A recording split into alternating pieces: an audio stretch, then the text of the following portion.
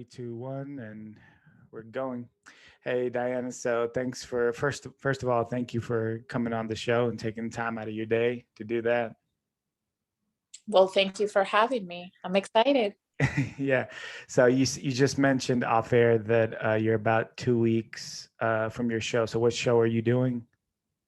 I am competing in the WBFF World Championship in Las Vegas in August 14th, actually. Okay. Okay. So you're getting very close. How was this prep for you? It's been tough, definitely been a little bit tougher than the others, for sure. Do you mind letting us know why? Like what was particularly tough about this one? Sure. I think, you know, um, all we can control when we go into a show, I mean, really, when we do everything, is the amount of effort and work that we put into every single one of our preps. And I think for me, I was just in the Bahamas, where I thankfully won um, my category. And so now I'm the international champ for bikini international 40 plus. So Congratulations.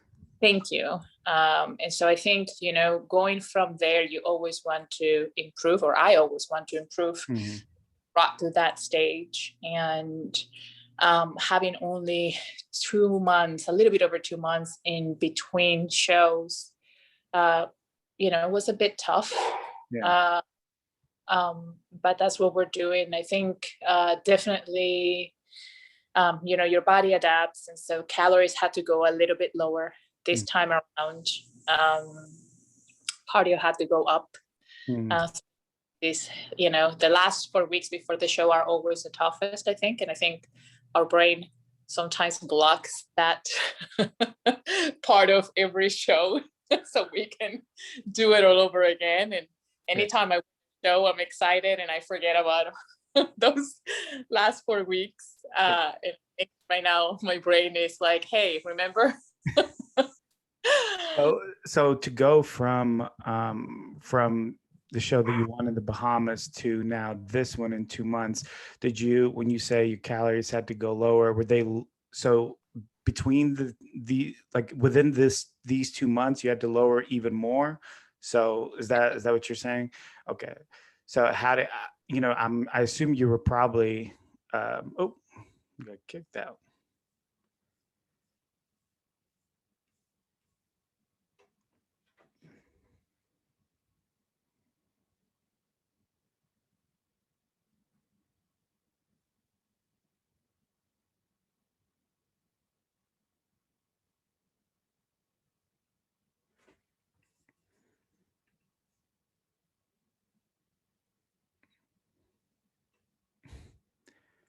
I am. Hey, I think it just kicked you out. I know about that. No worries. So the calories. Yeah. So basically, I was saying you dropped calories even more from the last show. Like, how did you do that? Did you raise them and then drop them again? Did you start dropping immediately after the last show that you won? I mean, how low are we talking? Because I imagine you were pretty low for Bahamas. I was low for the Bahamas, but it wasn't that horrible. I mean, at least for me, right? So at the time I was eating, that last month I was eating 1,100 calories a day. And I did that for about a month. So then immediately after the show, normally you have to reverse diet, just so slowly come out of that deficit, and put in a ton of weight right away. Not just for the physical part of it, but also mental, right? I mean, you're used to seeing your body that lean, so you don't want to blow up immediately after. But after the Bahamas, we did increase them, conservatively. So I was eating about 1,450 calories for about a couple of weeks. And then we increased them to about 1,700 calories, just because I didn't have that much time. And I needed my body to have a little bit of a break before going back into dieting again. Otherwise, I mean, you can't just continue to stay at a deficit and make improvements. Right. Yeah. I mean, that's got to be tough. Do you think that's like some of the biggest issues, like with competitors, is when they come off like their shows? Because I do see, and maybe more so with the men, but, some women as well, like where they just eat everything in sight after a show and just end up, blowing up. Do you see like that as a problem in the industry? I do. I see it a lot more often, sadly, than we should. I feel like, I mean, listen, when we compete, I'd like to think that we all go into it doing it as healthy as possible. Mm-hmm. But the reality is, when for your body to get in the shape that it needs to be at, to be on that stage, a lot of the stuff that we do at the end is not healthy. I mean, it's not healthy to eat 1,100 calories for my body for a whole month, right? Right. So, but we do it because that's what the sport requires, and truthfully, it's a challenge of it, right? It's not easy, and I don't think that it's a healthy thing towards the end. However, I do think that part of the process is to have the discipline to reverse diet properly. Yeah. If you do that, you're going to be okay. I think the problem is that if you are a competitor that does not have a healthy relationship with food, and you are deprived, I mean, I'm not gonna lie to you, the last week I'm probably dreaming about eating 20 burgers, just because I know I can't have them. I mean, I can, I just won't win if I have them. Right. So and so I think it's perfectly normal and human to want to go crazy right after. I think the thing is, having the discipline to say, hey, so I'm going to go ahead and indulge right after my show, which for me happens like at midnight of that same day. It's like, I'm going to go ahead and have that burger and those fries. And quite frankly, it tastes delicious. And after 10 minutes that you've eaten it, you don't feel that great because you have deprived your body of all of that food, right? Yeah. But the trick is to stop, to know that, hey, you went crazy. Okay, enjoy your burger and your 20 fries that you ate. And then you have to slowly go back into a reverse diet. And that part right there is the most difficult, I think, for competitors, because you have been depriving yourself for so long. And it's not like you have a show 3 months after, so that you have to control yourself. For most competitors, especially after Worlds, it's a huge show. It's the biggest for our federation. So after that, we probably won't compete again for another 6-8 months. So you're like, okay, well, who cares if I'm going to slowly reverse diet? I don't have another show coming up. Mm-hmm. Yeah, I mean, that makes sense. 1,100 calories is so low. Like it's an extremely low amount of calories. I can't even imagine like the mental fatigue that somebody would have at that level. I would even think that your stomach probably shrinks significantly during that process. So even if you were to try to eat an extreme amount of food after, I feel like you would get sick from it, because it's just so much food on such a shrunken stomach. I mean, that's insane. That definitely takes a lot of discipline. Do you feel like those who have issues with food tend to have those kind of problems, or do you think that this process is what causes people to have issues with food? Does that make sense? Yes. No, I think if you have an unhealthy relationship with food, it's only going to get worse when you compete. I mean, thankfully for me, I've never had binge eating problems. And so I don't go through that. I mean, I go crazy for my meal right after a show. I always do. And then I am severely sick the morning after, which I regret none of it. And then I go back to my reverse diet because I do have a healthy relationship with food, right? So right now, I don't even crave a burger. All I want is more oatmeal. You know, I would feel for some white rice in my food right now. But if I think if you, as a human being, if you have an unhealthy relationship with food, if you already suffer from binge eating, if you do not have a strong discipline when it comes to your nutrition, or if you have any type of eating disorder, definitely competing is probably not the best route for this type of athletes, only because it will make it worse. I mean, even mentally, you know, I mean, you know that your body shouldn't be stage lean all year round. That's not a healthy state. And as you reverse diet and you do it properly, you are not going to look that lean. But even when you look at yourself in the mirror, you're like, oh God, right? Even you look perfectly fine, but that's just because, you know, it's a process and it takes a little bit and then we get used to it again.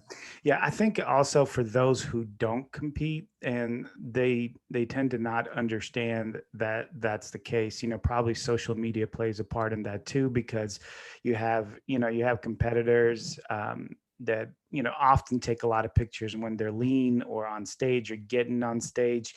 And, you know, obviously they don't take as many pictures when they're not. So when people look at them, they think that that's like the normal way to look. And, you know, we kind of know that it's not. That's just for, you know, a small amount of time. But I feel like those who don't compete, like they try to strive for those kind of bodies and they can never really reach them. It's, you know, do you see that as like a problem? I do. I mean, I do. I have, you know, I mean, I own a spinning studio. It's a premier indoor cycling studio, and I have some of my members, you know, sometimes ask me, they're like, "Oh, I want to look like you," and I tell them, "No, you don't. This isn't, you know, you cannot maintain this. This is because I have a show in 2.5 weeks or 4 weeks from now. You know, look at me." Right. 6 months now, that's my normal size. Right. You know, quite frankly, if I'm going to tell you the truth, my off-season weight is only 10 pounds heavier than how I am when I'm on stage. Just because I am naturally not, you know, I mean, I am pretty small. Yeah. Naturally. And then I don't like, even when I'm bulking, I don't like to go over, you know, 10 pounds from stage weight, because there is only so much muscle you're going to put on. So, and you're in a division that's kind of, you know, you don't want to get too big. It'd be hard to come back down, you know, for bikini. I imagine that's tough to do. I have seen some bikini girls that tend to get a little bigger, and it's just so much work to try to get yourself back to that smaller size. You know, I feel like that could be problematic. So. Yeah, I agree. Well, and not just that, but, you know, if you're not going to keep all that muscle. And so I feel like when you put on that much weight in your off season, you are still going to sacrifice a lot of that muscle if you have to drop a ton of weight. And so it's just not worth it. You know, I mean, my diet for the most part, you know, I mean, I track everything I eat. Even in my off season, I have Crohn's disease. And so I've always done that. I mean, for the last 10 years of my life. So I'm used to it. And so I like to be smart with my food choices. And I do eat out probably once, maybe twice a week when I'm not, you know, prepping for a camp. But other than that, my food, you know, my diet is pretty strict, depending on the macros. I think your camera just went out. Yeah, there you go. And so, yeah, of course, everybody's calling me right now when we're doing this. And so I don't believe in putting on 20 pounds in my off season. I don't think it's worth it to me. Yeah, that's interesting. You have Crohn's disease. I've only met a few people that have Crohn's. How is that? So what would happen if you don't watch your diet? Like what kind of response will your body have?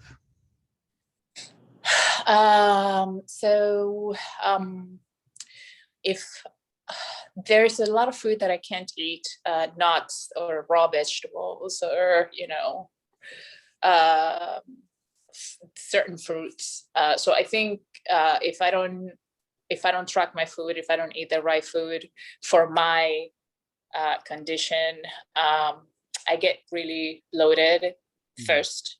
Then there is a lot of pain that comes from it. Like, have you ever had a cramp like on your toe, on your toe? So it feels like that, but all over your intestines. So it's really, really painful. And then you're probably going to be pooping blood for a long time. Oh, that's terrible.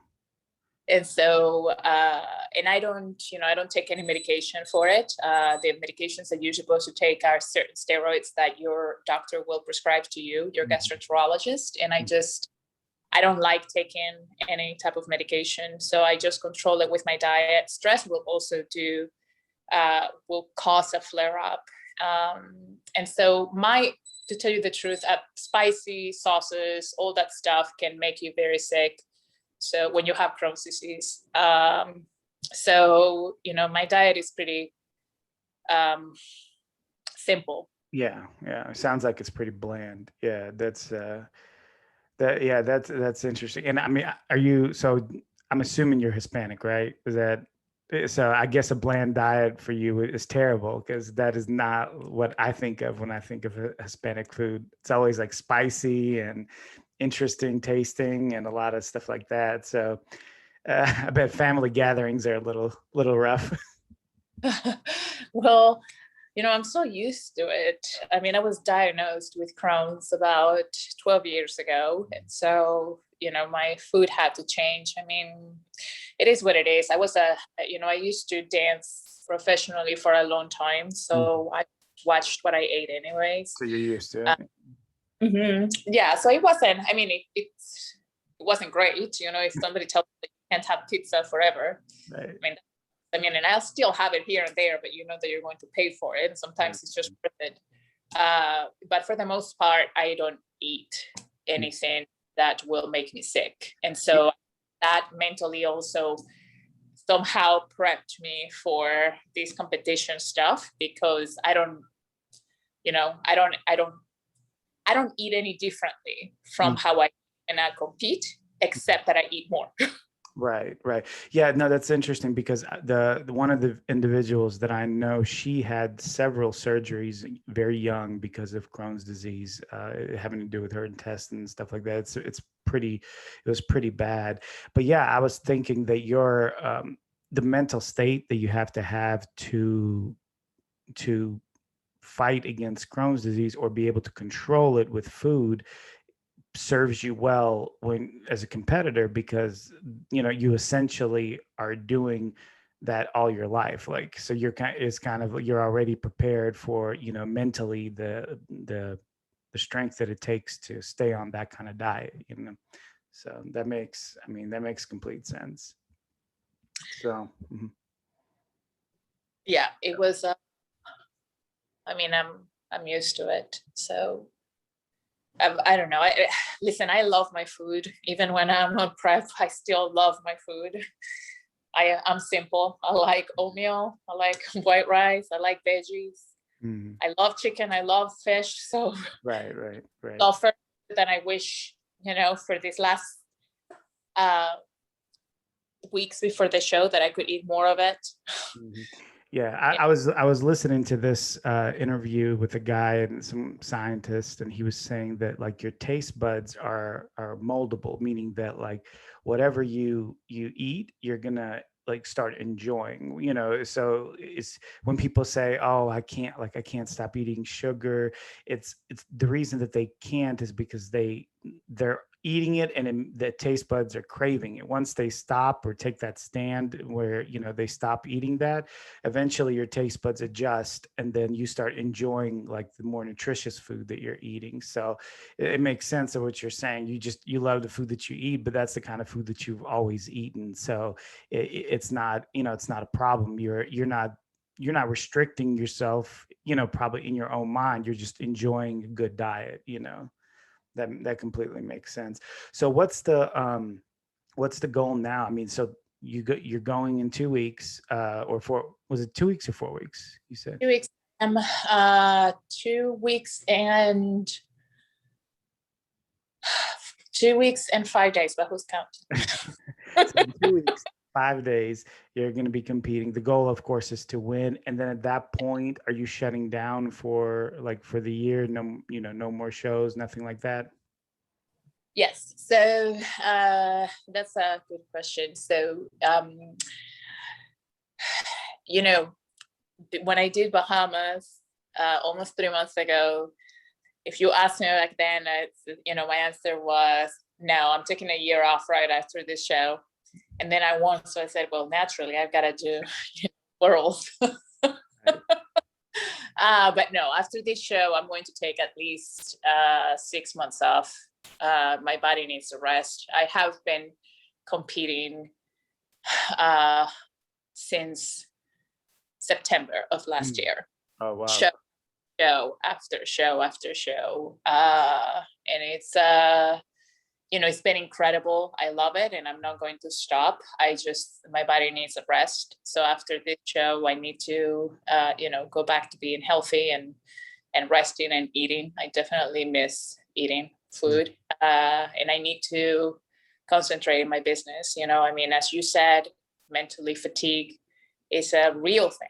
And I just opened my studio in February of this year. Really, a cycling studio. Yeah, it's a franchise, and it's called Cycle Bar. And I opened it for the general public in April. And I have an amazing general manager that's doing a great job. She's my best friend. But she's been really, in the last, I would say 3 months, she's been doing a lot of work on her own. And time for me to pick up some slack and help. And so after this show, I really need to dedicate my time to my business, which is what pays the bills, Right. No, for sure. So first of all, I guess let me ask you, what made you decide to start a cycling studio? Like, why that in particular? So fitness has been a part of my life always. Even when I was a dancer, I always, if you dance and you are on stage, you need a lot of stamina. You need to be able to keep up. And so I always worked out.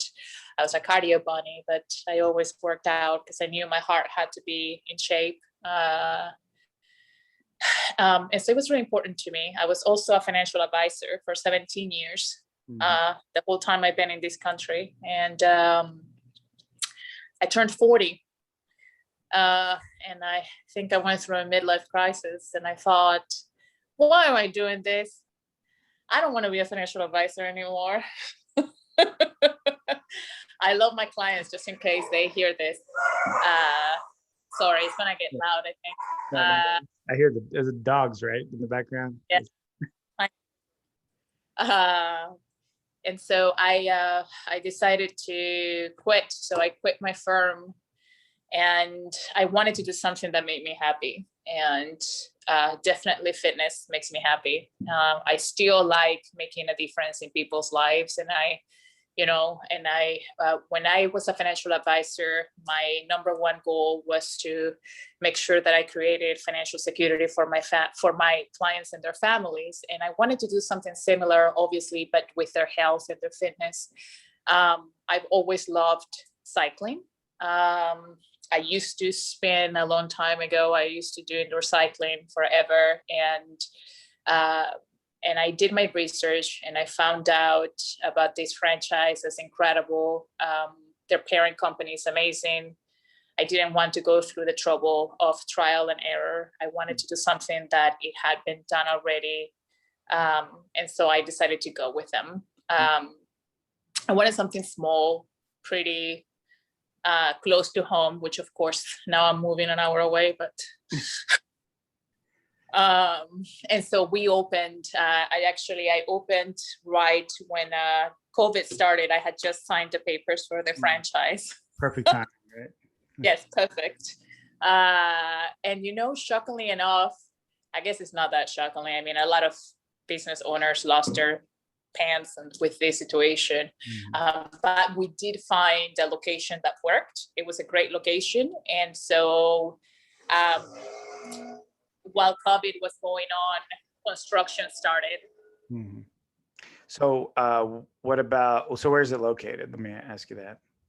In Florida. So I live in Brandon, Florida, and my studio is in Valrico. So it's about 15 minutes from my house right now. I know exactly where that is. My wife is from Brandon, so Florida. Oh, Yeah. So I'm very familiar with that area. Very cool. Very cool.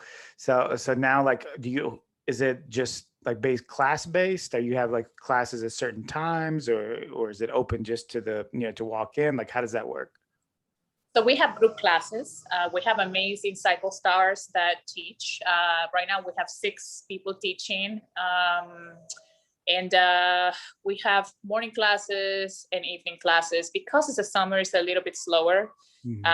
Only we have 6 classes a day, 7 classes a day, and we had to reduce now to every other day we have 3-4 classes, and then the rest we have 2 classes a day, just because my members are out of the country, or they're out of town with their kids because their kids are on vacation. But starting next week, our schedule goes back to normal. That's why I feel bad, because I've left my GM hanging, doing work on her own, because my mind is like. Yeah, I imagine like 2 weeks before a show, you're probably not in a place to help out too much. So, but hey, as soon as you win this show coming up, you'll be ready to you'll be ready to go. So. Yeah.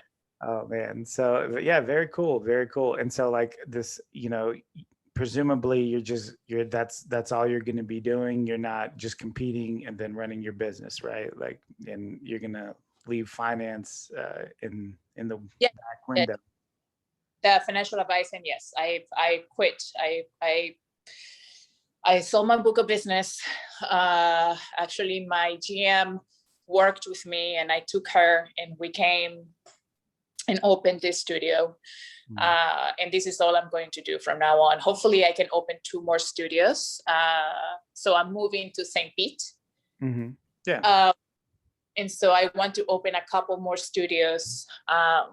And this is all I want to do. I want to do fitness. I'm probably going to start coaching a few people for the WBFF in posing. Not comp prepping, though. I think that's still a little bit tough, to assess what people need.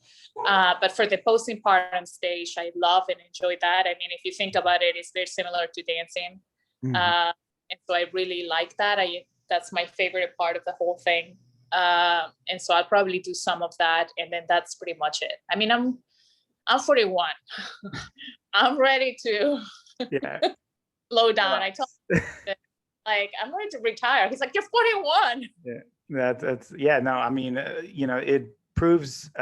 Looking at you, it proves that health and fitness can keep you looking young for a long time. Nobody would have given you 41 at all. So definitely beneficial. Your lifestyles definitely showed that being healthy is a huge benefit. There's so many people that are just completely disregard their health when they're young, and then they get older and they look at themselves and they're like, what happened? Well, it's a process. You can start being healthy at any age, but obviously if you treat your body like a roller coaster for a majority of your life, and then you get older, it's there's going to be consequences, and so I think now, especially with COVID coming around and everything like that, people have been really like focused on their health, and I think that'll be good for your business too, right? People will be coming in and cardio is a big thing. Not everybody wants to lift weights, but everybody wants to do cardio. So I agree. And I think, the cool part about my studio is that once you walk in the theater where the bikes are, it's really dark. So I always tell my members, when they call, they're nervous if they've never been there. And I always tell them, listen, everybody's working so hard that no one, not a single soul there has time to judge you. Mm. You know, the lights are off, you're in your own world, the music is blasting. We have an amazing sound system. Yeah. So you're just going to get lost in the experience. I think, you know, I wish that there were better ways to learn to work with weights, because that is just as important as it is to do cardio, in my personal opinion, especially for women.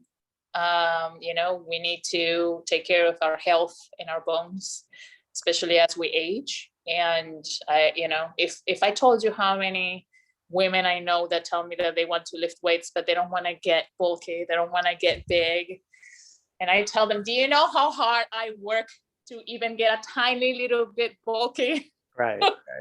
Yeah, that's so funny, because I used to work with a guy, and he, you know, he's a man probably in his 60s, and he was talking to me. He's like, oh yeah, I want to start lifting weights, but you know, I don't want to quite look like you, as big as you. And I'm looking at, you know, I'm thinking to myself, you wouldn't even, you have no idea. That's what I'm thinking about. You have no idea how difficult it is to put on muscle. And especially he was, you know, significantly older too. So I'm like, you don't understand. People don't get, like, they think that they're just going to lift a little bit of weight and all of a sudden, yeah, they're just going to blow up. And it's so crazy.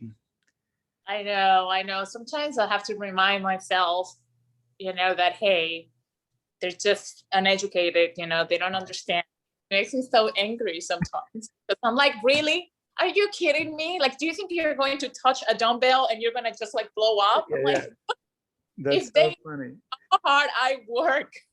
I have my coach who I love. She's incredible. Her name is Caroline, and she's amazing. And then I have a trainer here that I pay for. So I take my program that my coach gives me, because, you know, we're not in the same city. Right. And I take it to my trainer, who is a dear friend of mine. And, you know, I'm pushing hard to put on muscle, obviously not right now. Mm-hmm. And so I hired him so he would make sure that I don't hurt my back, because I get, you know, I mean, we all have an ego, and help protect me from myself, right? Because I want to push. And so when people tell me that, I want to like slap them in the face and be like, do you know all the money I spend just so I don't hurt myself, so I can spend a year in a surplus and lifting as heavy as my tiny body allows me, so I can put on maybe 2% more of muscle. Yeah, absolutely. Like when I tell people that, you know, at your best, if you can put on 5 pounds a year, that is incredible. That's incredible. So it's like, but people don't understand. And like you, I just think to myself, I'm like, I get upset, but then I start thinking, oh, the general public is really uneducated about this. They really don't know. There's still people out there that think that women lifting weights, they're going to start looking like men, or, you know, something crazy. And it's unfortunately that's what you run into, but you know, that it's not going to stop. You have to kind of, every person that you come in contact with, you'll have to, you know, correct them, educate them, and that's part of it. And with you having that platform of a business that's fitness oriented, you can do that like on a bigger scale, you know, so people can see you and they know, you know, they know that, oh, that's not what happens when you know, lift weights. So right. I know. It's a process. The one thing I'll tell you that I'm grateful for is social media, because, and I need to do a better job at posting more about my workouts. It's just so hard, man. I don't know if you run into this, but sometimes, you know, I'm at the gym and I'm like, okay, today I'm going to film my whole workout. Right. And then I get sweat and I'm struggling, and I'm like, I don't even think about putting the camera up because I am struggling with my own lifts. And I think that it's so important to be, purposeful, and know, and tell myself, okay, today I'm gonna video these things, because I wish that all this information was available to us 20 years ago. Mm-hmm. Yeah, absolutely. I truly feel, sometimes I have friends and they're like, oh, but you know, how do you do this and how do you do that? And I tell them, hey, why don't you follow these 3-4 people that I really respect and I like, and you can see all their information. Just, it makes a huge difference. Yeah. Social media is a double-edged sword. I think it's very beneficial in one ways, and another way it can, be detrimental. But yeah, definitely if you're looking for information, I mean, social media has a lot of it, and yeah, I definitely run into that same scenario where I'm like, okay, well, I'm gonna do a back workout, so I'm gonna film everything with regard to my back workout, and then I just start working out and I get into my own workout, and then like you said, you're struggling, and let's be honest, sometimes you don't look that good doing it, and you're just, because you're focused on pushing the weight, and all that, and so you just end up scratching it. There's been so many times where I started to film, and then I was like, you know what, I'll just do it another day. It's like, I'll do it another. I know, and it's so funny sometimes, and then I get self-conscious, because then I'm like, oh my God, I look like a douche here filming myself. But it's so funny because I see other guys doing it, and I don't even think about it twice. I'm like, oh, good for you, you know what I mean? But then I'm like, oh my God, Dayana, really, really, like, put your phone down. Oh yeah, no, absolutely. We just, me and my wife just came back from Savannah, Georgia. We went to the beach there, and it's interesting because we were just talking about it. Like, we're so like self-conscious about taking like each other's pictures, because we're like, we look at other people, and then we'll see other people, and they'll be posing like they'll in front of everybody, like they don't care. Also my generation. Do you know what I mean? It might be. Yeah, they tend to be younger. That's why. That's probably. Yeah. They don't care. They're living their best life. I see these girls right on the shore like this, and even when I'm doing photo shoots, sometimes it takes me a little bit to warm up, because I'm like, oh my God, they're staring, and my photographers are like, what do you care? Right. That's hilarious. Yeah, it is. I think it is generation. I think when you're young, you just don't care. That's when you get older, you start like wondering what people think about you. I know, the other way around. Yeah. That's what I would have thought too, but apparently not. So, hey, I was gonna ask you. So you're in the WBFF. Do you plan, or are you thinking of ever switching over to IFBB? I've talked to some girls, and they kind of toyed with it, and so I was curious. No, I don't think so. I think in order to do NPC, IFBB, I would have to put on so much more muscle. Mm-hmm. And there are things about that I'm just not willing to do. You're not willing to take more PEDs. That's right. Right. I like my body the way it is, and it's not that I don't want to push myself to to do more, but I want to still be, sorry, they're really loud. I want to be as healthy as I can be. Sure. And I know that there are certain things that you can do that won't necessarily, hurt you big time, but and I'm 41. Yeah. I'm not do this until I'm 70 and compete on stage. And I want to make sure that when I'm 70, I can still run and do things the way as close as I can, like I do now. And so my health comes first. Yeah, no, that's smart. I've talked to several women. I just recently had a girl on the show, and that was the main subject that we talked about. And she's in IFBB Bikini Pro, and just the last show that she had, the drug use or the PED use, whatever word you want to use, it was so hard on her body that her hormones were completely off balance. Like she gained an extreme amount of weight. I mean, there was all kinds of like mental depression, that kind of thing. So I think you're making, the right choice. It's tough to justify, that kind of behavior, especially if you're a female. It's more problematic for women too. It's becoming more and more popular now to use PEDs, just even non-competitors, just for looks purposes. So no, and I don't get it. It's like, to me anyways, it makes no sense, because why would I why would I jeopardize my health for what? Yeah. So I can look amazing for one day on stage. Listen, competing is already, to me, not the healthiest thing you can do. Right. If on top of that, you're going to throw drugs that are going to harm you in the long term, it's just not worth it. Mm-hmm. You know? Yeah. That and not even compete, that's even crazier to me. Right. Yeah. No, absolutely. Absolutely. I think what it is that people, people aren't thinking it through. They're not thinking of the long, the long haul, the long road, because they're thinking very short term, and they don't understand that there's consequences for everything that you put in your body. So if there's consequences for food that you put in your body, obviously there's going to be consequences for PED use too. So right, like you're literally putting poison in your, and I feel like with IFBB, I mean, yes, those bodies, really, all the bikini pros, wellness, they all look incredible. They look amazing. But I feel like, 10 years ago, the bikini pros in IFBB did not look like how they look like today. Oh, absolutely. So, absolutely. Right. They take this idea of what they want, and then they blow it out of proportion, where it's almost unattainable unless you do drugs. Right. Right. Will not look like that unless you do drugs, and not just a little bit. You have to go hardcore into it. Right. Right. It's just not worth it. So, I feel like, why would I do that and die by the time I'm 60? Yeah. Just because I won a few shows, because guess what? After the shows, you're probably not going to look remotely similar to that.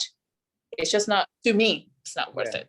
Yeah, no, I completely agree. Yeah, that's a whole different topic for another show. But yeah, that's unfortunate, So Dayana, just to kind of wrap up, if somebody wanted to reach out to you for posing, help to learn more about your cycling business and how they can get there and get involved in that and train there, what would be the best way to reach out to you? So they can always send me a DM on social media on Instagram. I manage all my social media accounts. Nobody else does that. They can also shoot me an email at Dayana.dorman@cyclebar.com. But honestly, the best way is always to send me a DM on Instagram. I'm always there. I get it. I get the notifications on my phone, and nobody touches that but me. Perfect. So that's part of the issue sometimes with people that have a tremendous following, is a lot of times they don't manage their own Instagram. So it's a really big deal that you do, because at least they know that when they're speaking to you, that's actually you that's speaking back, not like somebody managing their account. So it's perfect, and they should know that it's not me. Well, Dayana, thank you again for coming on this show. I greatly appreciate it. I wish you well on your show and your business and everything else. Thank you. Thank you for having me. Of course. You take care. Bye-bye. You too. Bye.